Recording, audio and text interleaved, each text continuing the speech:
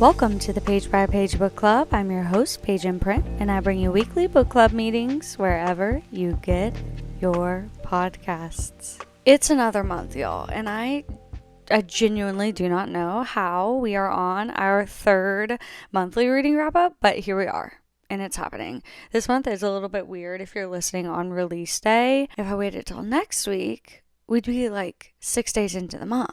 I don't think y'all care about the specifics all too much, but I'm going to keep moving. There are two major factors here that are quite honestly going to make this episode a little bit shorter than usual, I think. Now, I say that. And one thing about me is I love to yap, and you know that. You know that.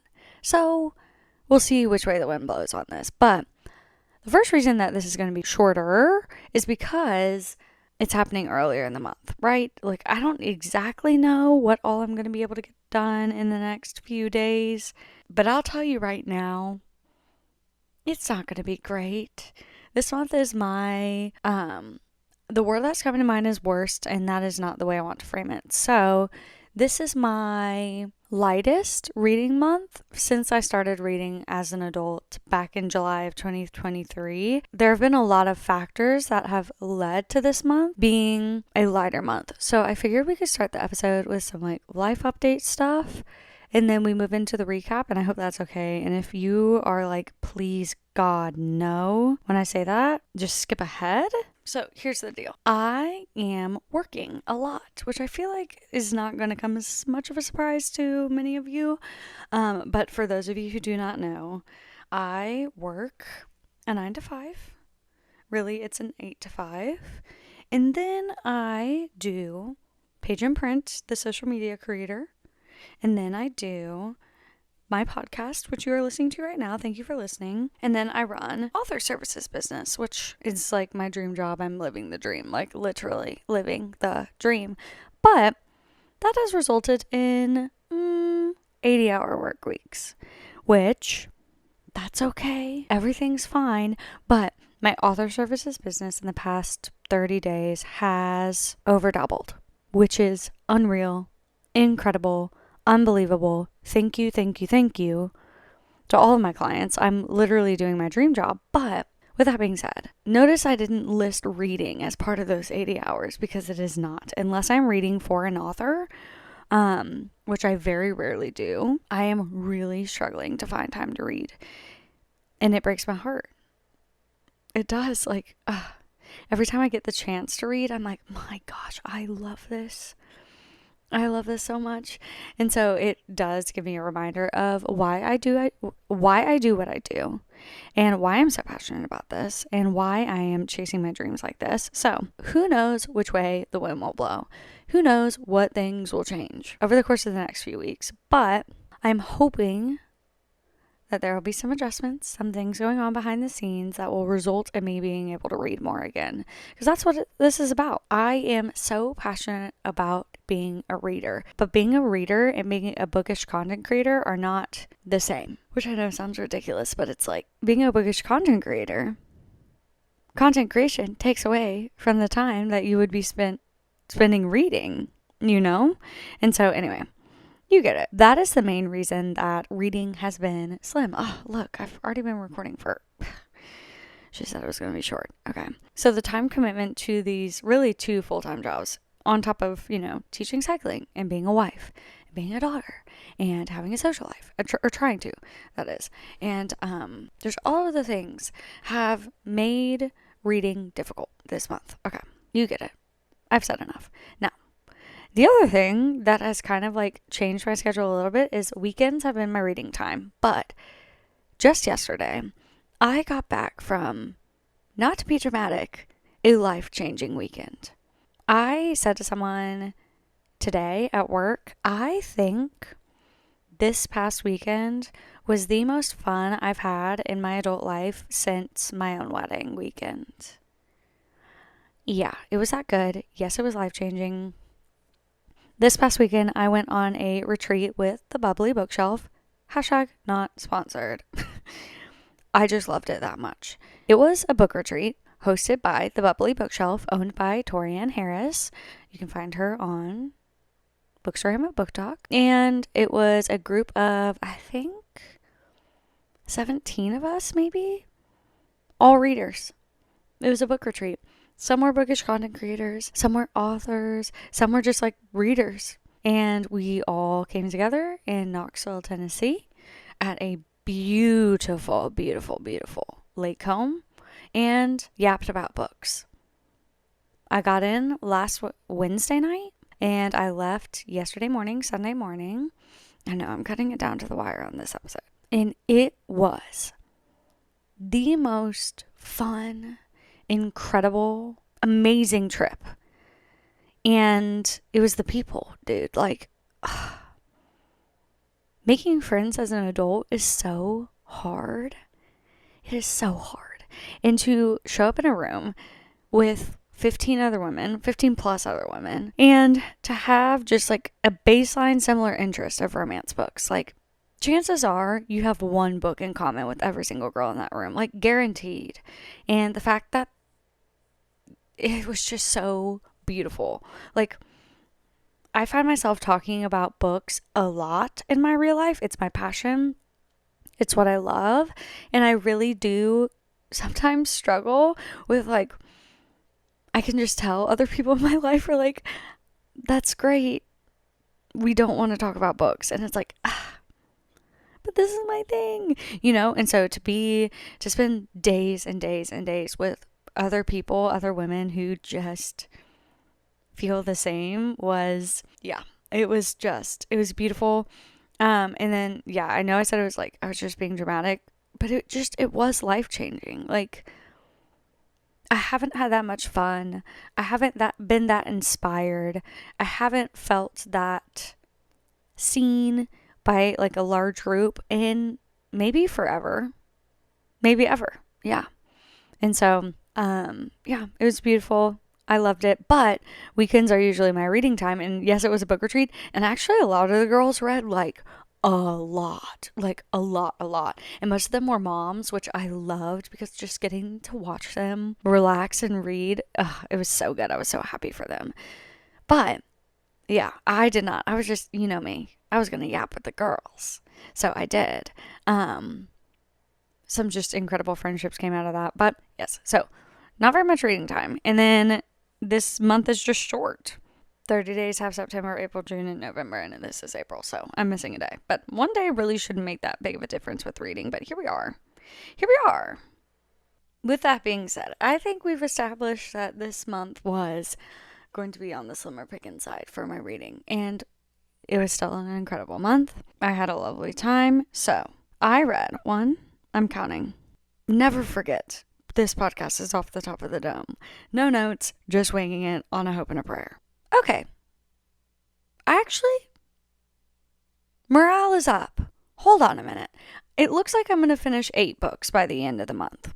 Now we're cooking. Okay. I thought it was going to be a lot. Like, no. So that's fine. Now, 2 books that I thought I was going to finish in March, I actually ended up finishing in April, and that's what I get for assuming. So we'll start with those, and then we will move forward into the month, per usual. Okay. I listened to Wild and Wrangled by Lila Sage, the final installment of the Rebel Blue Ranch series, and I can't believe that world is coming to an end. Like, I really can't. Y'all know how I feel about a second chance dual timeline romance. I eat them up. Okay? They're so good. And Dusty was such a unique MMC in particular. He's a cowboy, but he's also like, I don't even know how to describe him because I feel like he is catered towards the female gaze. Like, he's not rough and gruff. He's blonde. He has a nose piercing. He's super tatted up. His hair's like kind of shoulder length. Like, you know what I'm saying? Like, he's not going to be your Dante Russo, your King of Wrath Dante Russo. Like, Lila in the prep for this book release talked a lot about like him whimpering. In case I wasn't clear with that word because I was laughing. Whimpering. Yeah, whimpering. That's accurate. Yeah. He was down bad. And the second chance of it all was really, really great. Rebel Blue Ranch is just like good, quick, but still like the third acts are pretty conflict heavy. romance books. So I wouldn't necessarily call them fluffy due to the like nature of their third acts, but I do think that they are great cowboy romances. So loved. That was Wild and Wrangled. Next, I read In Good Company by Kat Singleton. This was a private chef billionaire romance. So he's the billionaire, she's his private chef in the Hamptons. First installment of a brand new series from Kat Singleton. Fun. Because I eat Private Chef in the Hamptons TikToks up in the summer. It's almost Private Chef in the Hamptons time. Like we're coming up on that time. And I just love this story. And it's ex's brother, which Kat crushes every time. This is the second time. She crushed it again. And yeah, I do love a billionaire moment. And a billionaire moment when he spends his money. Because it's like, what is the point of a billionaire? If not to spend money on you. And I am sick and tired. Sick and tired of these alleged billionaires with a B not spending their money in their books obnoxiously. And I felt this book did that well. And she let him because, oh, dude, heaven forbid it's a billionaire romance. And she's like, no, I don't want, nope, give me the card. Give me the credit card. What do you mean, no? What do you mean I'll buy it myself? I will take that credit card from you. Thank you very much. Have a nice life. Like, what? Let the billionaires in books spend their money. Is it too much for a girl to ask? Oh, I'm begging. So, all this to say, In Good Company, she did let him buy her things, and I loved that. You know I loved it. Okay, straight out of In Good Company, I read Bull Rush by Maggie Rowden. And what a ride. Okay, I'm going to tell you the premise of this book, and you're going to say, excuse me? But like kind of in the best way. Like the amount of things that are going on and going on so well, I was like, get into it, Maggie. Like, yeah, okay. So, where do I even begin? Ex-convict. Okay? No, I feel, reverse back even more. Sorry. Like, there's so much to share with you about the premise of this book. They are divorced. Okay? MMC, FMC, divorced. He goes to prison because he killed a man, okay? But it was self-defense or defense of his friends. It's a whole thing. He wasn't in there very long, but he gets out. And in the process of being, I don't know enough about prison, I fear. Checked out? Removed? Released? There it is. Released from prison? Come to find out, their divorce filing never went through. She finds this out the same week as she is applying for a loan to save the ranch and inn that she runs. Yeah, so they find out they're still married, but she's engaged to someone else. And Ramsey, the MMC, returns to the inn and the ranch. Okay.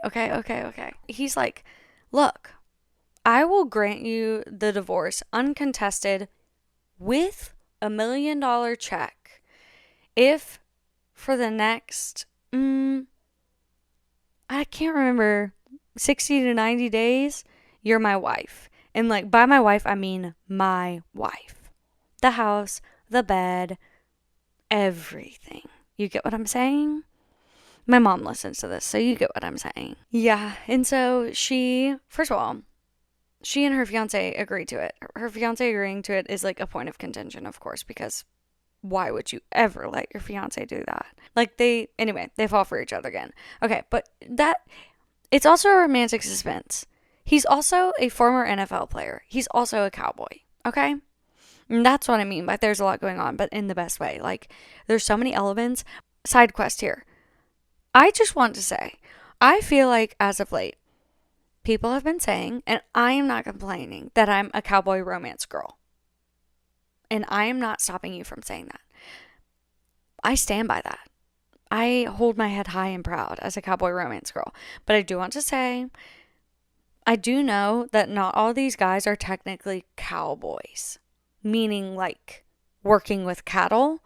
Like, I do want to say I recognize that. I don't know. I felt that was important to my brand. Maybe like a Western gentleman is a better way to put it, because not all Western guys are like legitimate cattle herding boys, cowboys. Some of them work with horses. Some of them just work on a ranch. So, like, I get it. Okay, I get it. I had to clarify that for the brand image, but I stand by that I love them. Continuing on, Bulrush, Maggie Rowden.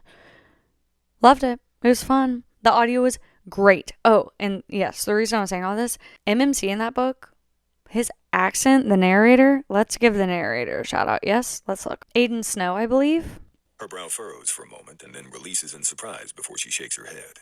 That was a little sneak peek for the people. Yeah, it's Aiden Snow. He really did a phenomenal job. Elena Wolf did too, as the FMC has performed in duet. But yeah, his accent was really great. A little romantic suspense action. And I'm really looking forward to diving into the next story in that series. After Bulrush, I listened to Just Say Yes by Lena Hendricks. This is the 5th and final installment of the King's Family series, and I am pretty emotional about it. I'm a little emotional. There are 2 series set in Out of Towner, if you don't know. The small fictional town called Out of Towner, Michigan. The Sullivan Family series and the King Family series. And it's about 2 rival families in this small town. Spoiler alert, I guess. Spoiler alert. You can skip forward if you want to, like, go in absolutely blind, but I don't think this is a crazy spoiler. And they're rivals, and then in the last book of the Sullivan Family series, one of the Sullivan boys marries a king girl, and it's big drama because they're rival families. And then the next series is the King Family series. Then in the King series, you kind of unpack and unravel this rivalry, and they become friends in the end. It's beautiful. So anyway, this is the 9th installment set in this small town, and the final installment of the King's Family series. And I just cannot believe, after all of these stories, thousands of pages of these characters, it's over. Like, it's making me emotional. It's making me emotional. So yes, I loved it. It is a rugby romance. He's a rugby player, and like rugby is involved. Like sometimes some sports romances are like, yeah, they're a football player, but like football's like, he might as well be a lawyer. Like it's just like his day job that he goes to and you never hear about it. Like we did get rugby moments, which I really thought was fun. And it was just such a like different spin on sports romance, a different spin on small town romance. I feel like Lena captured a depth to these characters that I hadn't experienced in a while. I felt a really, really great balance between knowing him and his motivations and his intentions, and knowing her motivations and her intentions, while also still having a sense of secrecy or mystery to what the other was feeling, especially in their respective POV chapters. Like that's kind of a downfall of the first person dual POV, is like you don't have that mystery of like wondering. You don't have the like curiosity of like, what does he really think? Like, why is he doing that? Like, credit to Tori Ann on this because we were talking about this weekend, but it's like if he's mean to her and then the next chapter just explains it away, it's like kind of less interesting than like having to earn, like you, the reader, are having to have his trust earned. Like it's really, really interesting. Like, so yeah. But I feel like this book did a good job of, the chapters were a good length where you were kind of like wondering what the other was thinking and doing. And honestly, it like wasn't explained away immediately in the next chapter. It was almost like required inference. Like you had to infer their intentions. I really thought it was like just good writing from Lena. So loved that. It is an interconnected standalone, so you can jump in wherever you may like. So fun, fresh. Up next, I finished Destined by Kay Knightley. Loved this.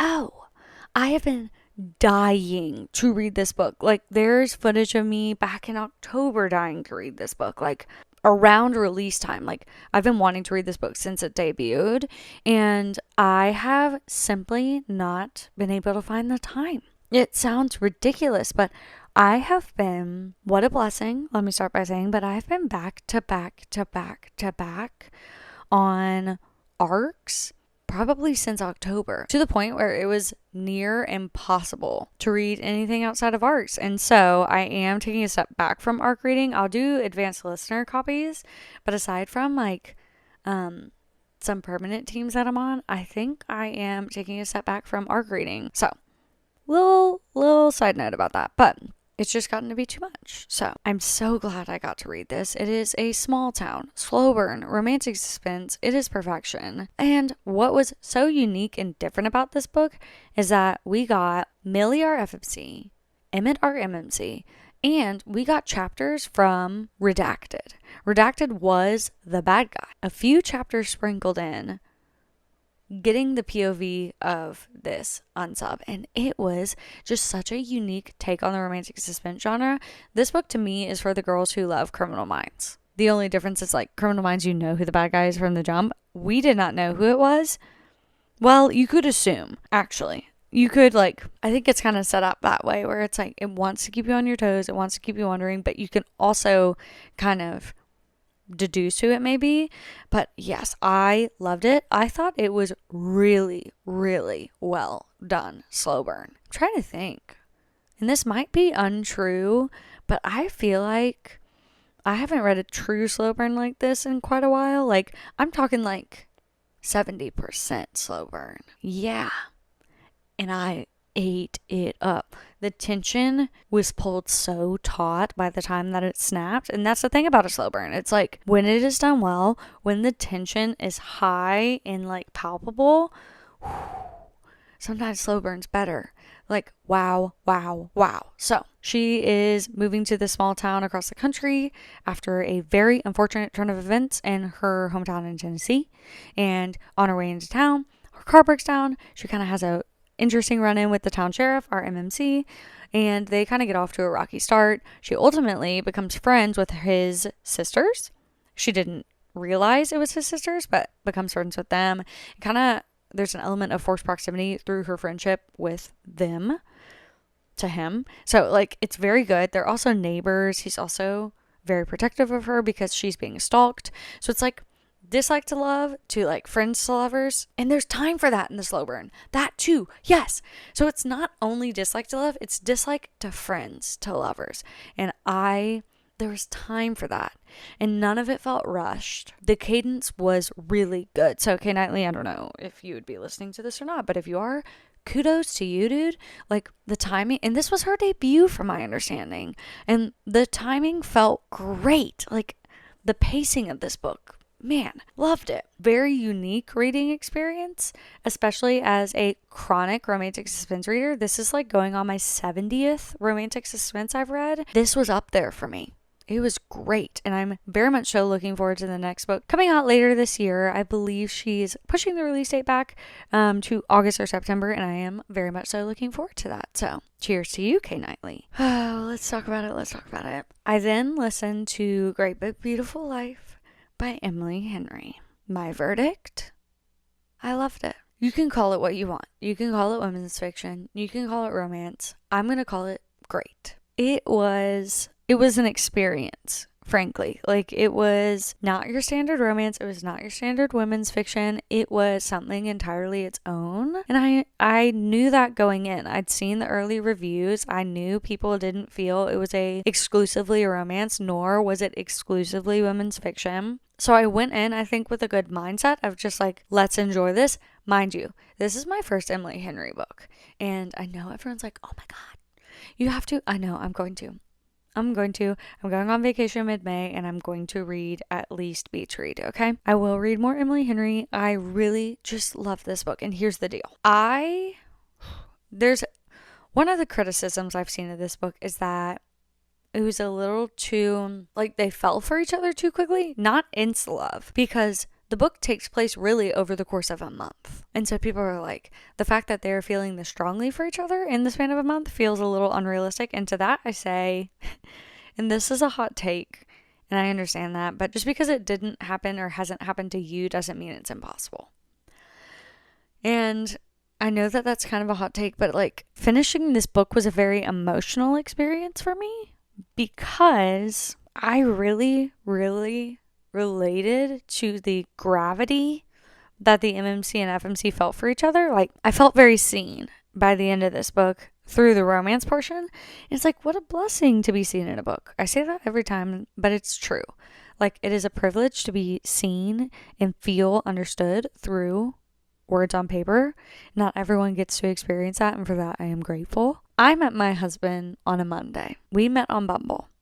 We had dinner on a Monday. We matched Saturday, date Monday. On that date, I just knew he was it. And I know that sounds ridiculous. And I am a romantic at heart, and I fall hard and I fall fast, and that's who I am. I didn't love him on that first date, but I just knew.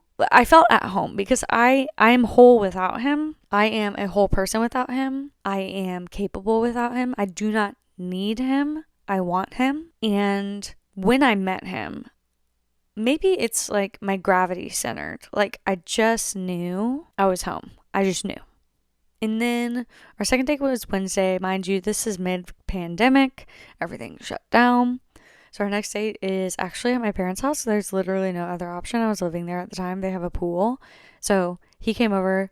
We did a pool day. We spent 10 hours together that day.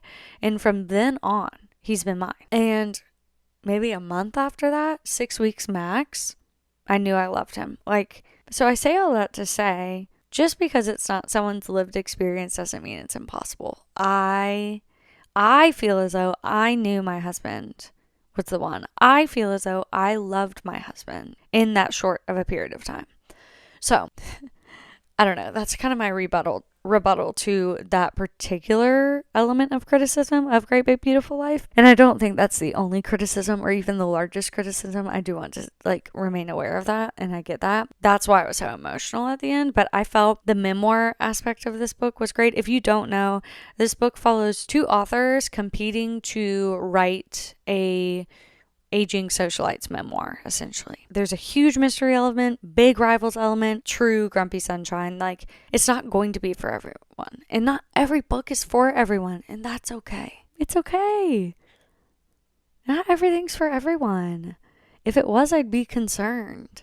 So, if it's not for you, that's okay. We move on. It's all good. So, we can like different things and still be friends. Okay, so those are the books I have read up until this point, which is 6.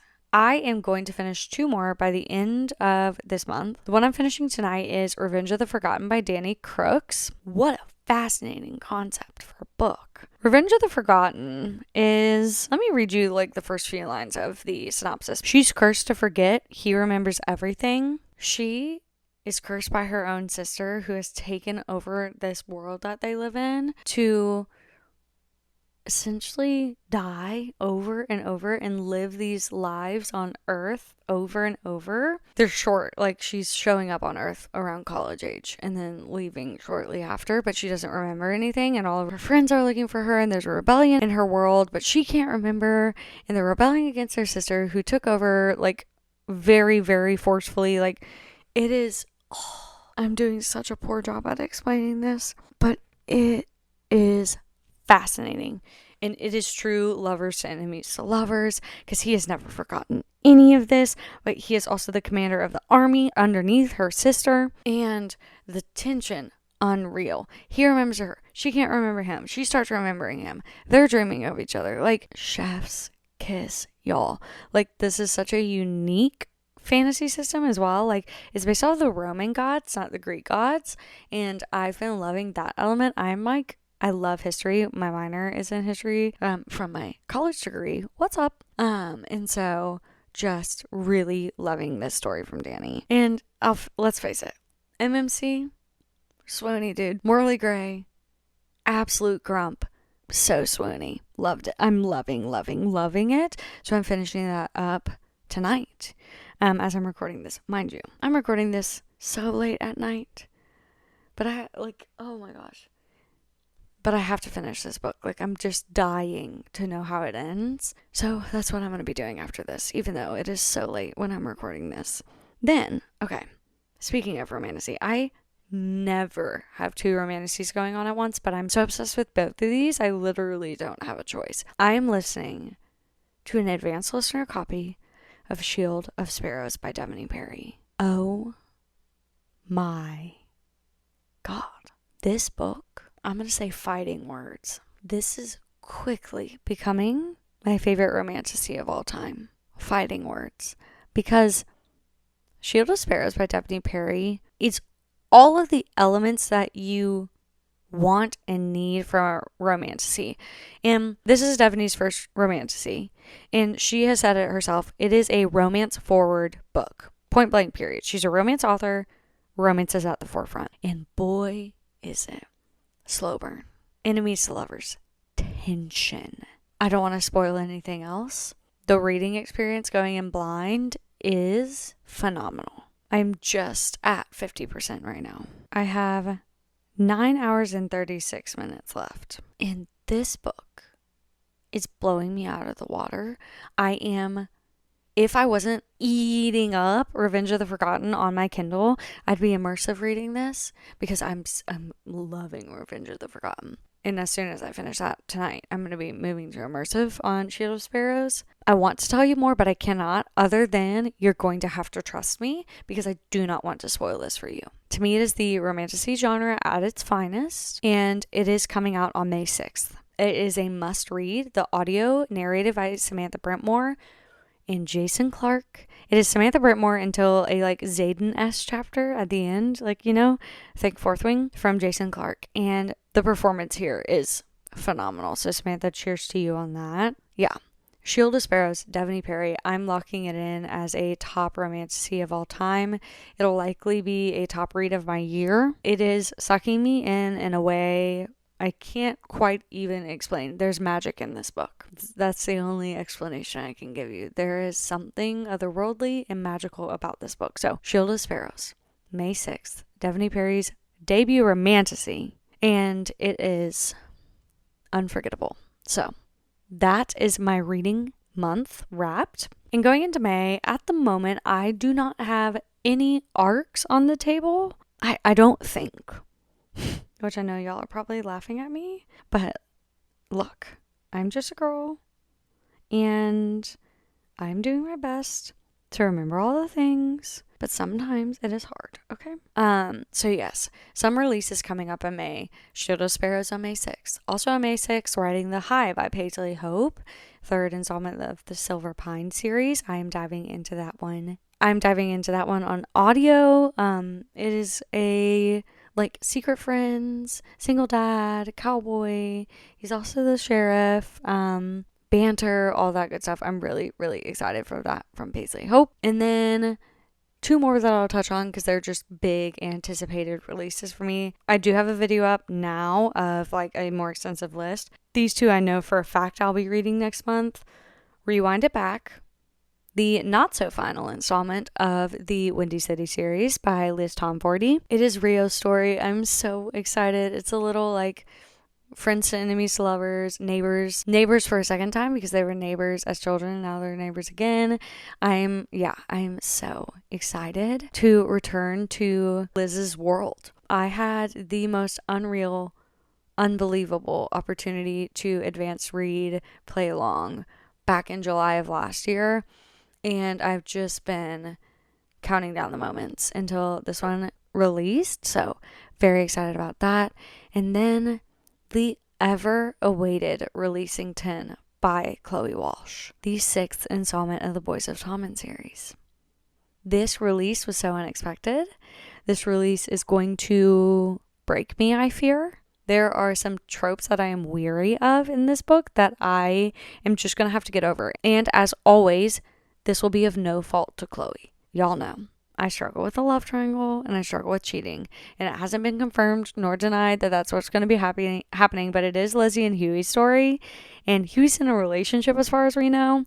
So that's what's making me a little nervous. But 2 sides to every story. We have not gotten a peek behind their curtain at all. So I'm very hopeful and excited for this story. With that being said, those are the things that are kind of coming up. I know I said I was going to try to keep this pretty short, and I think I did get this a little bit shorter than usual. I kept myself from going on quite a few tangents. So with that being said, I'm going to wrap it up here. But this month felt a little more overwhelming, and there are lots and lots and lots of updates, honestly, to come very, very soon. So please keep an eye out. It's very exciting. My camera's gonna die, so I think I'm gonna have to leave like literally right now. I'm so sorry, but thank you as always for spending your time with me. Really rushed, finished, and I'll see you in the next one.